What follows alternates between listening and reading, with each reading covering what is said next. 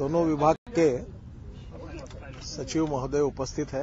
विजय चिब्बर जी हमारे रोड और ट्रांसपोर्ट विभाग के सचिव है और राजीव कुमार जी हमारे शिपिंग एंड पोर्ट्स डिपार्टमेंट का काम संभालते हैं। प्रधानमंत्री जी ने हम सबको सुझाया था कि जो इस साल का भी एंड हो रहा है, वैसे ये 7 महीने हुए सरकार को, तो एक बार आपके बीट के जो लोग हैं उनके साथ भी कभी इनफॉर्मली गपशप करिए ताकि उनसे भी आपको जानकारी मिलेगी। तो इस बार आज सबको आमंत्रित किया है और मुझे बहुत खुशी हुई कि आप सब लोग हमारे निमंत्रण पर आए हैं। आज एक अच्छी बात हुई है, हमारे सहयोगी और पार्टी के अध्यक्ष अमित शाह जी को सोहराबुद्दीन और तुलसी प्रजापति के केस में सीबीआई न्यायालय ने उनको निर्दोष साबित करके उनको मुक्त किया है। मैं तो बहुत पहले से ये बात हम बार बार कहते थे, आज ये निर्णय आया है। मैं उनको भी बधाई देता हूं और इस निर्णय के ऊपर समाधान व्यक्त करता हूं। जहां तक हमारे डिपार्टमेंट के बारे में है, बहुत बार मैं अपनी बात आपके सामने कह चुका हूं। आज मुझे कुछ कहना नहीं है, पर आपको अगर पूछना है तो हमारे सचिव महोदय भी है, मैं भी हूं। अगर कुछ जानकारी है तो आप जरूर पूछिए। मैं हमारे दोनों डिपार्टमेंट के संबंधित ही केवल सवाल पूछिए, बाकी सवाल जो है वो आप पूछेंगे तो भी मैं जवाब नहीं दे पाऊंगा।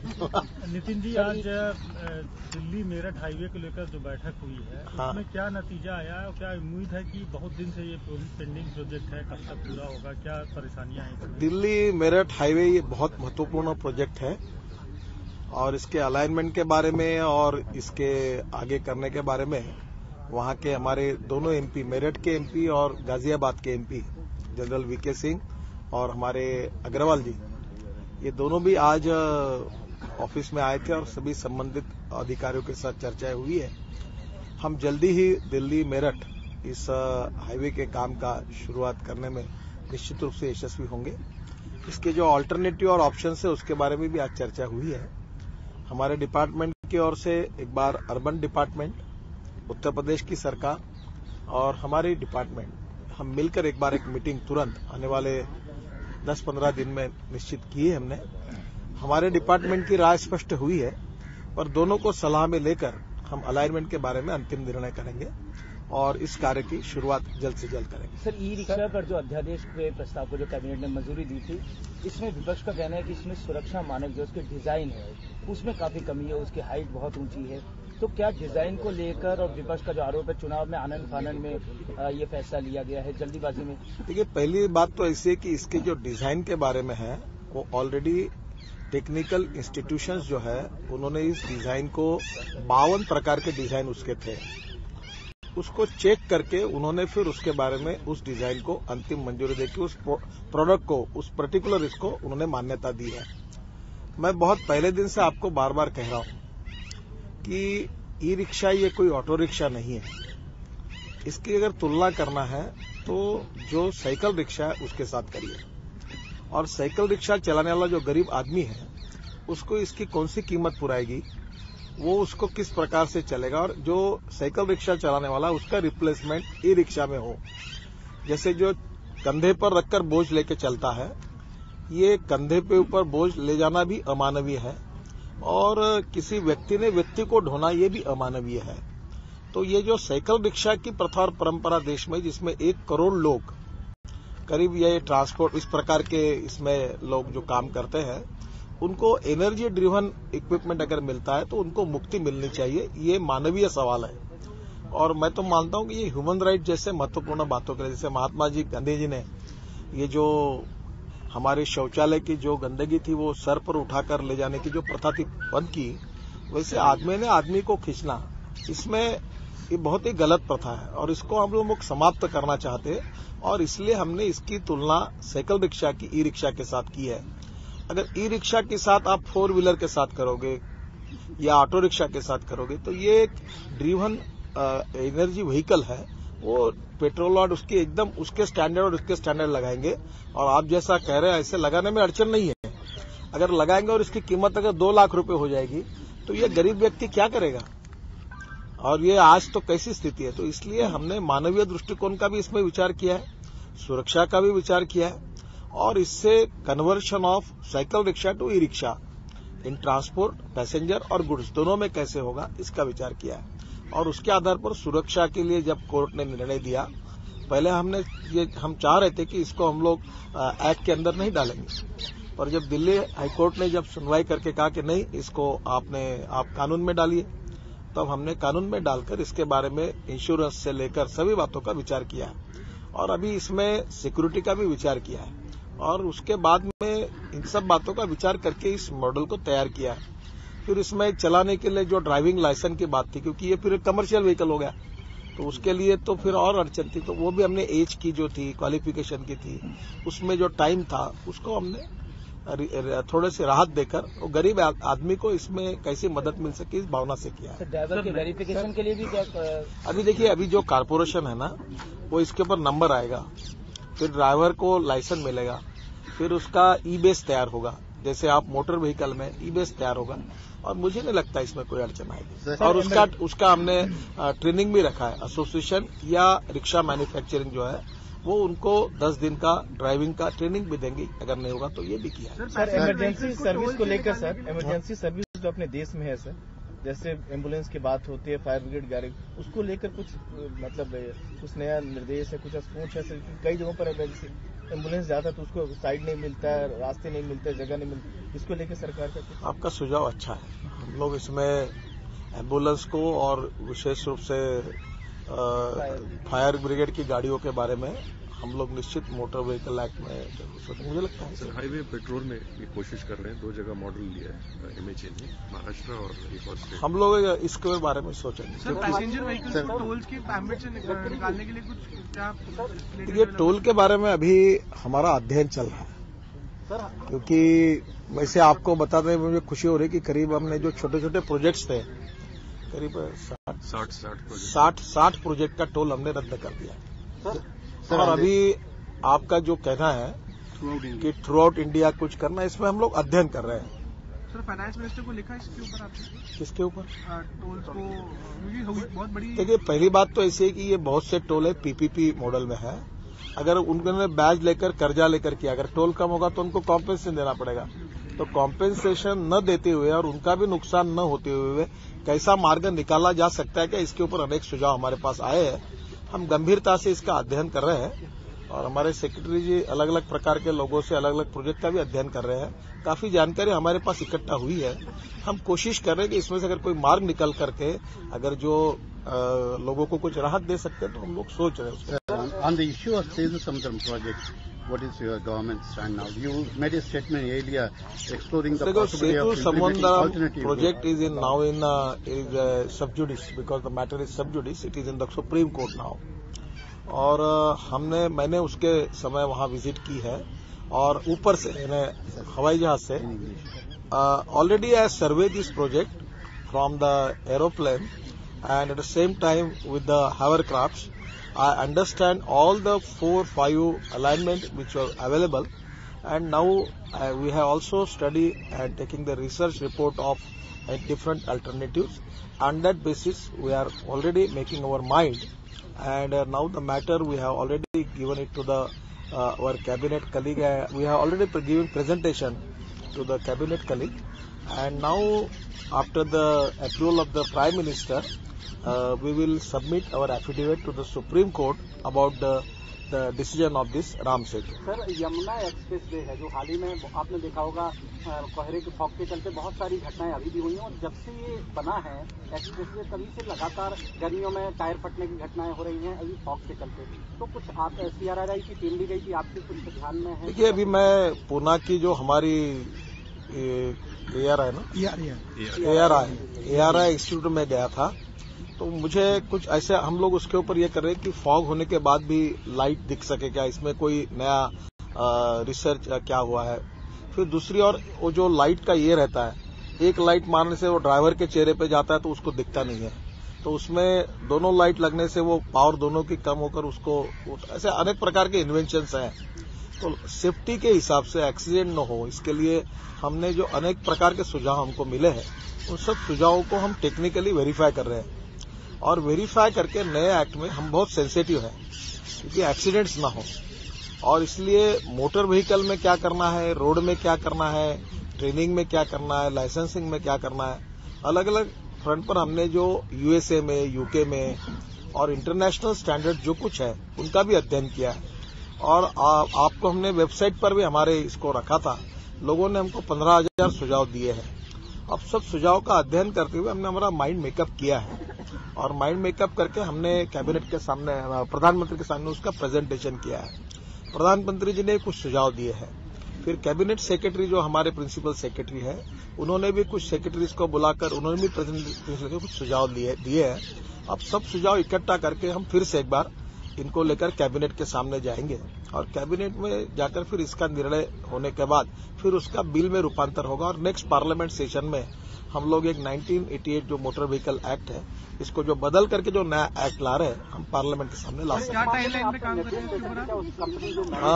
जो जेप ग्रुप मैनेज कर रहा है सर पर्टिकुलर एक्सप्रेस वे को, तो इस मामले में क्या आपकी मिनिस्ट्री दखल दे सकती है? Police investigation. देखिए, पहली बात तो ऐसी है कि फॉग जो है ये कोई मैन मेड तो इश्यू नहीं है। मेरा सवाल ये है कि इसमें कुछ ये भी इस तरह के सवाल आए थे कि इसमें खामियां, इसकी डिजाइन को लेकर खामियां हैं। पहली बात तो ऐसे मैंने मुंबई पुणे एक्सप्रेस हाईवे बनाया, तो इस हाईवे पे पहले क्या हुआ, जब 95 द फर्स्ट एक्सप्रेस हाईवे जब बनाया था तब फिएट और एम्बेसडर की संख्या बहुत ज्यादा थी और वो छोटी मारुति 800 थी गाड़ियां।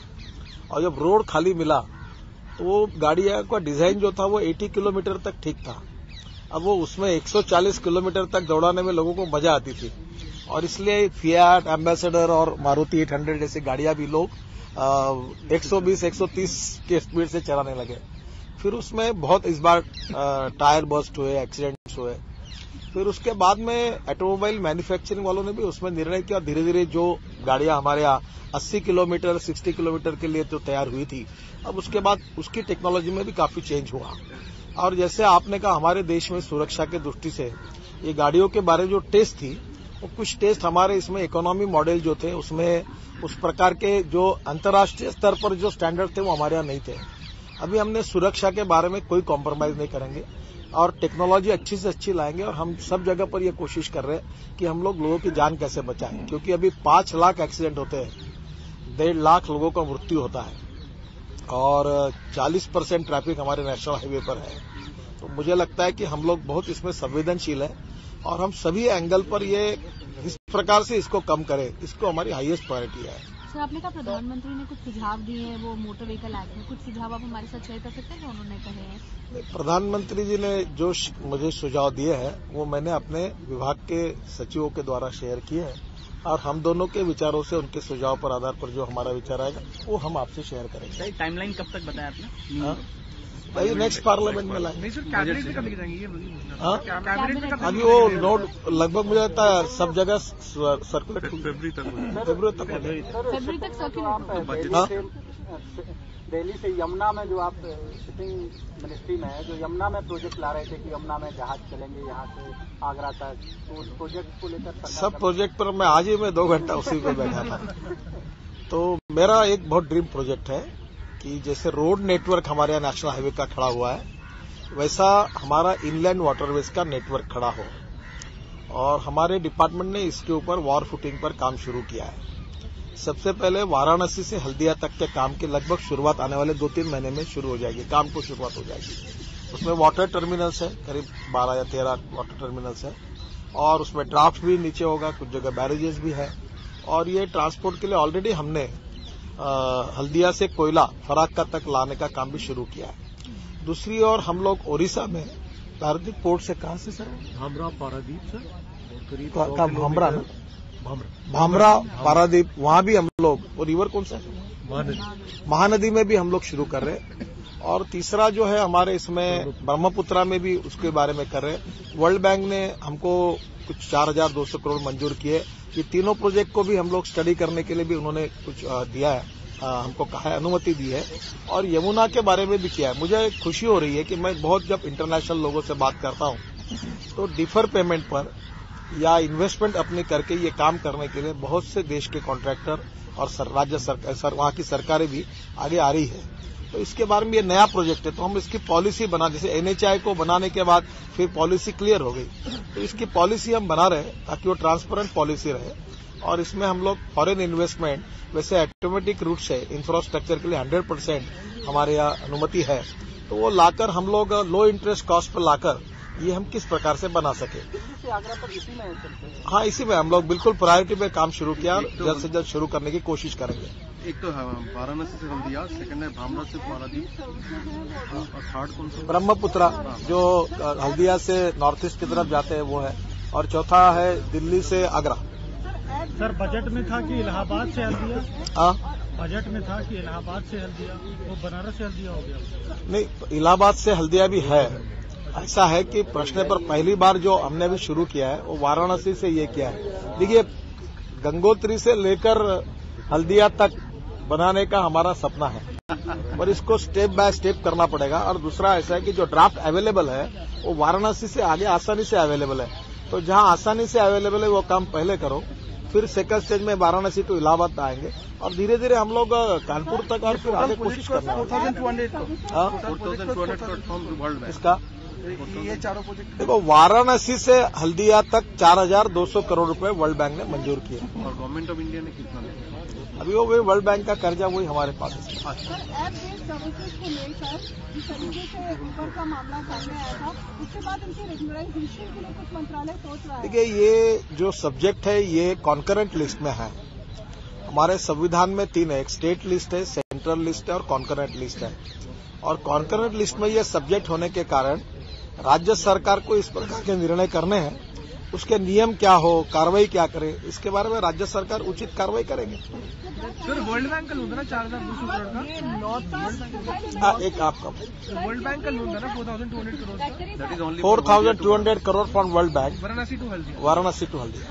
क्योंकि इस मामले को लेकर बहुत नेशनल कॉन्फ्रेंस आ रही है और दिल्ली ने क्योंकि लॉन्च कर दिया है नेशन वाइड स्केल पे, क्या आप as the road safety minister would you take some steps इस बारे में? ऑलरेडी हमारे एक्ट में इन सब सवालों के जवाब आपको मिलेंगे और हमारा एक्ट जो है हमने स्टेट ट्रांसपोर्ट मिनिस्टर के सामने पहले प्रेजेंट किया था और हमारा जो फेडरल कैरेक्टर है, और प्रधानमंत्री जी बहुत आग्रही है कि हमारा जो फेडरल कैरेक्टर है कॉन्स्टिट्यूशन का उसके आधार पर हम काम करें, तो राज्य सरकार को हमने ऑलरेडी कॉन्फिडेंस में लेकर सब बातें उनके सामने रखी। और जैसे national permit on goods and passenger ये हमने ऑनलाइन कर दिया, तो इसी प्रकार से इसके बारे में हम संवेदनशील है और इसके बारे में हमारे एक्ट में आप जितनी बातें कह रहे हैं उसका जवाब मिल जाएगा।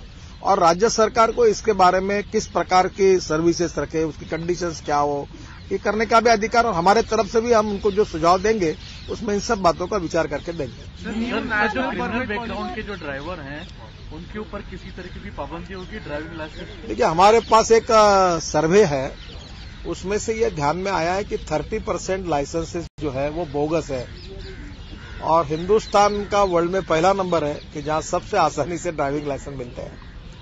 तो अभी हमने इसका ई-बेस तैयार कर रहे हैं नए एक्ट के आधार पर, पूरा उसका रिकॉर्ड रहेगा और रिकॉर्ड रहने के बाद एक को एक ही लाइसेंस मिलेगा और लाइसेंस मिलने के बाद उसकी पूरी जानकारियां उसके साथ जुड़ी हुई रहेगी। अगर उसने 10 साल पहले कोई एक्सीडेंट किया तो उसका पता चल जाएगा, उसका बैकग्राउंड कैसा है ये भी पता चल जाएगा। तो ये डाटा जब पूरा ट्रांसपेरेंसी से ई डाटाबेस जब तैयार हो जाएगा तो कोई कर नहीं सकेगा। दूसरा, अगर कोई गलती करेगा, दिल्ली में करे या मुंबई में करे, तो उसका जो वीडियो कैमरे से उसका जो शूटिंग हो जाएगा तो 1 मिनट भर में उसका पूरा रिकॉर्ड तैयार हो जाएगा और हम उसके ऊपर कार्रवाई कर सकेंगे। सर, ये कब तक ऑल इंडिया लेवल पे इम्प्लीमेंट हो जाएगा? देखिए, अगले सेशन में एक्ट मंजूर होगा और फिर उसके बाद ये कार्रवाई शुरू करने के लिए हम कोशिश करेंगे। हमारे विभाग ने 10 लाख की पॉपुलेशन तक इसको पहली बार इम्प्लीमेंट करने का प्लान रखा है और मैंने उनको कहा कि हम इसको 5 लाख तक ले जाएं ताकि लोगों को इसकी राहत मिले। और ये जो रोड एक्सीडेंट्स हो रहे हैं, इरेगुलरिटी हो रही है, करप्शन है, ये सब करप्शन मुक्त हो, ट्रांसपेरेंसी पूरी आए और एक्सीडेंट को हम कैसे रोक सकते हैं, ये तीनों बातों का विचार करके, और सिंप्लीफिकेशन इन प्रोसीजर, तो इन सब बातों का विचार करके ये किया है। और ये मुझे लगता है कि यूके का जो एक्ट है और यूएसए का जो एक्ट है उसमें बहुत से उस प्रकार की बातों को मैं देखकर भी अभी आया हूं। यूके में स्वेल में एक सेंटर है 350 एकड़ जगह पर, एक ही जगह पर पूरे इंग्लैंड में कौन कहाँ चल रहा है वो एक जगह देख सकते हो। उसका सब डाटाबेस भी है। तो हमने ऑलरेडी उस प्रकार का प्लानिंग किया है। लाइसेंस को आधार से भी जोड़ने वाला है? हाँ, लाइसेंस से आधार से जोड़ेंगे।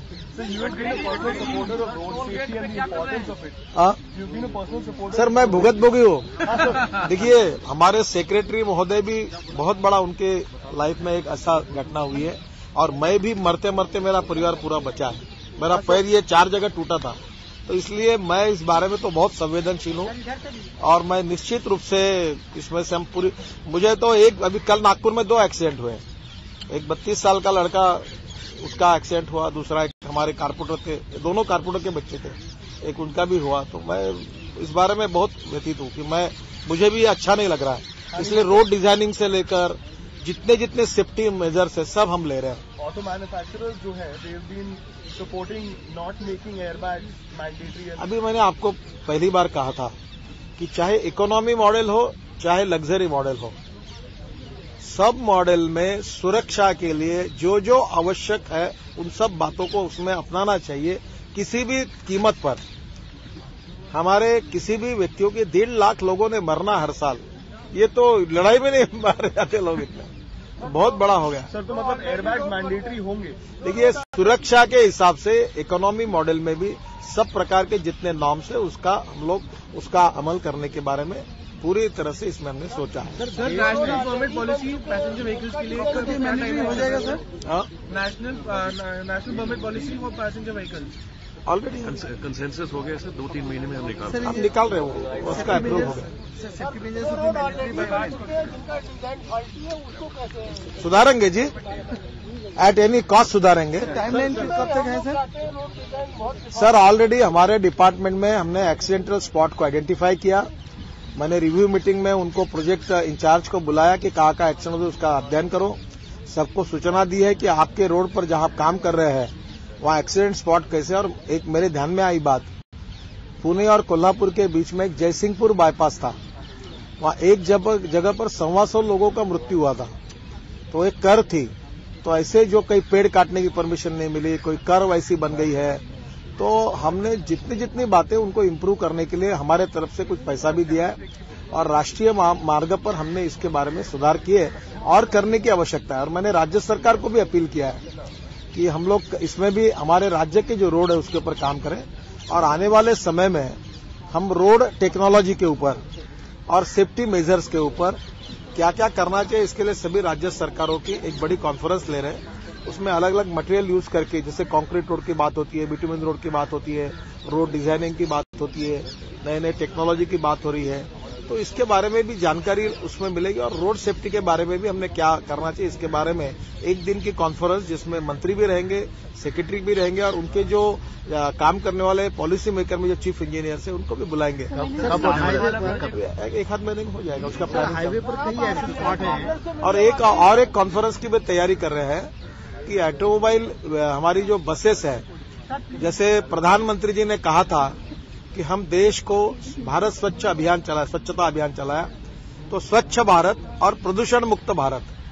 तो अभी हम लोग प्रदूषण मुक्त भारत कैसा बनाएं, इसमें इलेक्ट्रिक कार है, बायोफ्यूल की बसेस है, ये इथेनॉल है, बायोडीजल है, बायोगैस है, इसके ऊपर बसेस कैसे, इसके हमने पहल की है। और इन सब बातों को इनकरेज करने के लिए हमने कानून में सुधार किया है, उसके स्टैंडर्ड्स में सुधार किया है और आपको बहुत जगह पर इसकी अभी शुरुआत भी हुई है। मैंने खुद अपने शहर में एक बायोफ्यूल पे बस शुरू की है और निश्चित रूप से इसमें हम आगे प्रदूषण मुक्त भारत, क्योंकि ये पोल्यूशन भी एक बहुत बड़ा प्रश्न है, इसके लिए भी हमने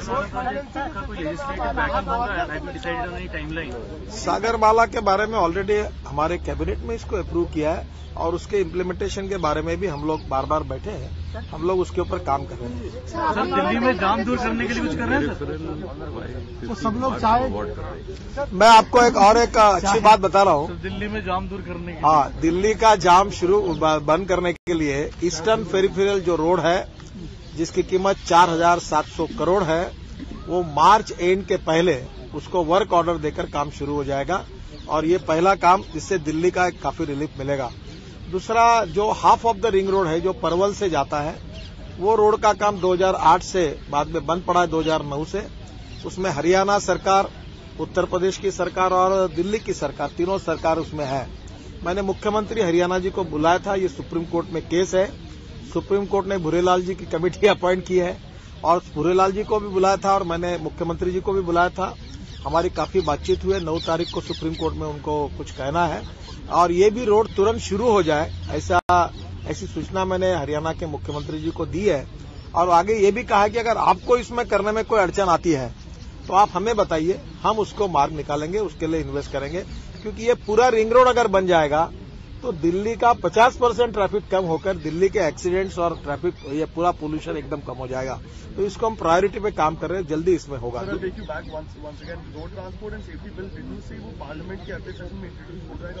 सर निश्चित रूप से हमारा प्रयास है, हमने ऑलरेडी सब तैयार किया है। कैबिनेट के अप्रूवल के लिए हमारी नोट चली गई है, वो अभी डिपार्टमेंट की तरफ जा रही है सभी, और उसको क्लियर करने के बाद उसको बिल के रूप में नेक्स्ट पार्लियामेंट सेशन में लाने की हमारी पूरी निश्चित रूप से लाएगी।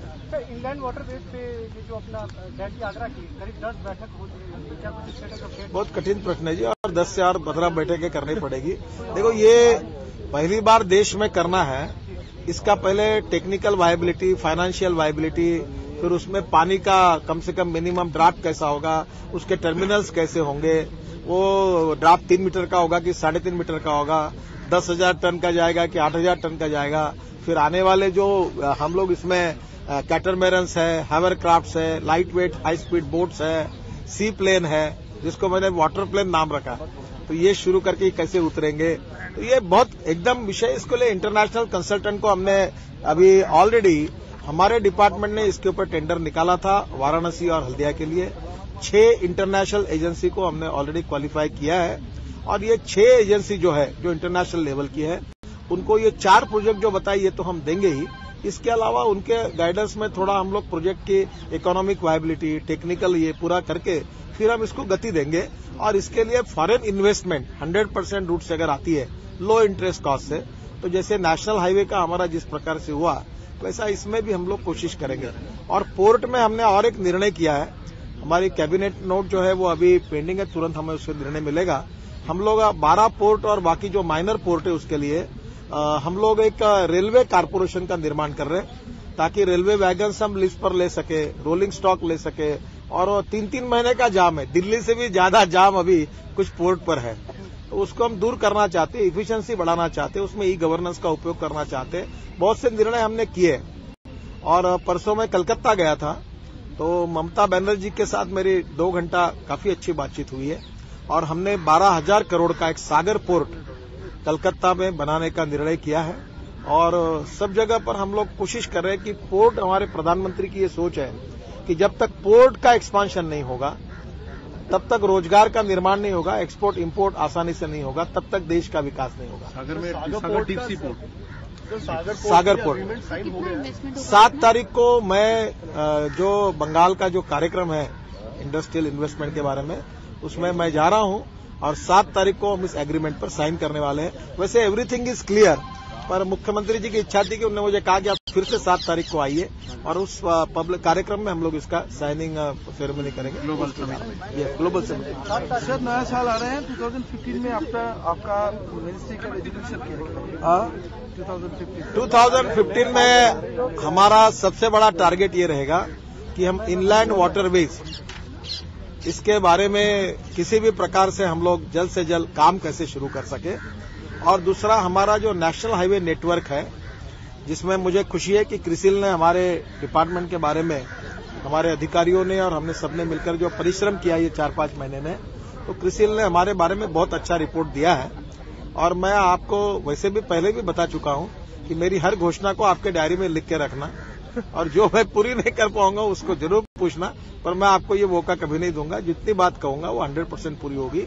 और आज हमारी सबसे बड़ी बात है कि हमारे डिपार्टमेंट में जितने काम हमारे लेवल पे क्लियर हो सकते हैं हमने क्लियर किए हैं। जो हमारे लेवल पे नहीं क्लियर हो सकते वो फाइनेंस मिनिस्टर के साथ मैं, हमारे सेक्रेटरी अधिकारी जाकर बैठकर उनसे हमने मार्गदर्शन लेकर उनको कहा कि हमको मदद करो, उन्होंने बहुत पॉजिटिव मदद की है।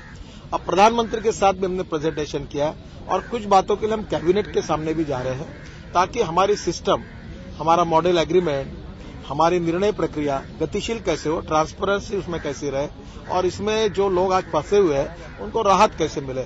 और कैपिटल जो है इंडस्ट्री का, जो रोड सेक्टर में, वो लगभग इरोजन हुआ है। आज कोई पीपीपी मॉडल में आने के लिए तैयार नहीं है, तो कैपिटल फिर से कैसे आए और लोग सब हमारे इंडियन कॉन्ट्रैक्टर्स और जो है कंसेशनरीज वो कैसे इसमें आगे आए, इसके लिए हम गति देंगे। सर लास्ट में अभी मंत्रियों को न्यू ईयर सेलिब्रेशन में टाइम मिलेगा या गुड गवर्नेंस की तरह सब काम करेंगे न्यू ईयर में? अभी तो हम रात दिन काम ही कर, मैं तो रात को 2 बजे तक काम करते रहता हूँ आदत ही है काम की। बजटरी सपोर्ट कितना मांगा है for shipping and for road? देखो, हमको बजटरी सपोर्ट अच्छा मिला है, पर मैं आपको एक बात बताता हूँ कि सबसे बड़ी विशेषता जो है, जो मेरे ट्रैक रिकॉर्ड में प्रूवन है कि मैंने 10 करोड़ के इक्विटी पर 4000 करोड़ खड़े करके कैपिटल मार्केट से 8000 करोड़ का काम मेरे जीवन में मंत्री के नाते किया है। तो ये जो फाइनेंशियल ये है, इसमें हमारे आज इतना अच्छा बेस है हमारा दोनों इसका, और इसमें इतनी ट्रैफिक डेंसिटी, इसके इंटरनल रेट ऑफ रिटर्न इतने अच्छे हैं, और केवल हम लो इंटरेस्ट कॉस्ट से पैसे लाने की कोशिश कर रहे हैं। तो हमारे को सरकार का तो सपोर्ट है ही, पर अब हमारी ताकत, हम इंटरनेशनल इन्वेस्टमेंट को लो इंटरेस्ट कॉस्ट वाली उसको कैसे लाने में यशस्वी होंगे और उसका उपयोग करेंगे इंफ्रास्ट्रक्चर के लिए, ये हम कोशिश और उसमें यशस्वी होंगे। सर, प्राइम मिनिस्टर ने अपनी क्या ऑब्जर्वेशन की, जब आप इंफ्रास्ट्रक्चर रिव्यू मीटिंग के लिए जाते हैं उनके पास हर महीने, तो अपनी क्या ऑब्जर्वेशन देते हैं? देखो, प्राइम मिनिस्टर क्या ऑब्जर्वेशन देते, ये उनके और हमारे बीच की प्राइवेट बात है, उसके बारे में आपको बताना उचित भी नहीं और मैं बताऊंगा भी नहीं और अपेक्षा भी मत रखिए। So you mentioned about 12 ports which is going to be 12 Bara port expansion. 100%. We want to improve the efficiency on every port. We want to execute the system of e-governance. We want to, at any cost, जो traffic jam पड़ा है port पर, we want to definitely find out the solution for that. Out of the 12 ports, any port coming from Tamil Nadu? Sir, we are also, yes. I don't know, but that near Kanyakumari, the Asia made the second draft is there. I am not remembering the name of that. Kolachal, हाँ, yes. अब वो उसमें हम लोग तमिलनाडु सरकार को हम request कर रहे हैं, वो अभी मेरे स्टेट मिनिस्टर वहीं के हैं, और वहाँ already 20 metre natural draft available है। उस पोर्ट को बनाने के बारे में इच्छुक है। अगर तमिलनाडु की सरकार हमको उसमें अनुमति देती है तो उनके सहयोग में हम उनको भी इक्विटी अगर लेंगे और दोनों मिलकर उस पोर्ट को खड़ा करेंगे तो वो बहुत बड़ा पोर्ट होगा और वो बहुत अच्छा है। Thank you. चलिए, ठीक है सर। हाँ, थैंक यू सर। नए साल का एडवांस बताएं। मैं आपको जो नया साल आ रहा है उसके लिए आपको बहुत बहुत शुभकामनाएं और शुभेच्छाएं देता हूँ। एग्जिट पॉलिसी पे कुछ डेवलपमेंट हुआ? सर, मैंने आपको पहले ही बताया, जो काम हम हमारे मिनिस्ट्री के लेवल पर कर सकते हैं वो हमने किया, जो हमारे लेवल पर नहीं हो सकता पर फाइनेंस मिनिस्टर कर सकते हैं उस लेवल पर उनके पास पहुंचाया, जो उनके लेवल पर नहीं हुआ उसकी कैबिनेट नोट बनी है, हम कैबिनेट नोट में जा रहे हैं और प्रधानमंत्री के अप्रूवल के बाद उस काम को हम क्लियर करेंगे। That is one of the subject which is under consideration. Thank you very much sir. Thank you.